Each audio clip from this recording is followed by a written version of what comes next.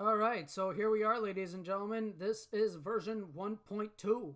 So as you can see, first things first, we actually have 8 knobs now, as opposed to the previous version which only had 7. Basically, we have LFO depth and we have LFO rate. And you're probably wondering, whatever happened to the tune knob? Well, ladies and gentlemen, it's down here in the side knobs here.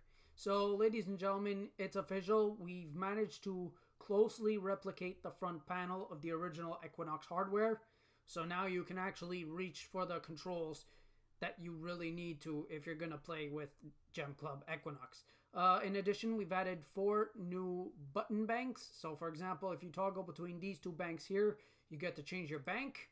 So if I click up here, we could see General MIDI Bank 2. And then if I hit these buttons here, it will actually change the sound. And right here, as you can see, ladies and gentlemen, we actually now have sound selection on the main screen. So if I change the sound, as you can see, it will actually show up on the main screen, which is brand new. And this was actually a request made by one of the admins, so good thing that it's finally implemented and a good thing that it works. The tuning knob is down here. So first of all, let me just do a quick demonstration of the new effects. So first thing I'm going to do is I'm going to switch my sound and I'm going to go for Equinox. And the first thing I'm going to do is play with the LFO. So if I hit the key and I want to change my LFO depth, maybe give it a bit more rate, the LFO works exactly as expected. Now we have a gain knob. So if I turn it down, you probably won't hear anything. If I turn it up,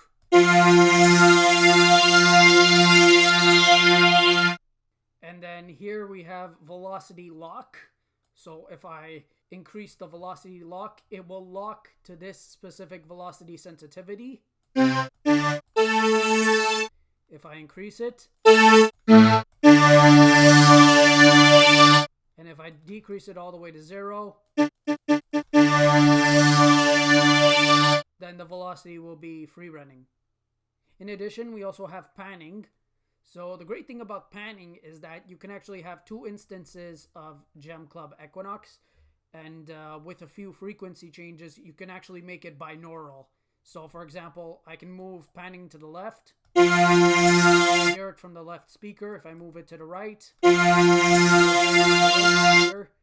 and again, because of the fact of binaural, you can put one instance of Equinox, put it to the left speaker, take another instance of Equinox, put it to the right speaker, maybe adjust a few effects.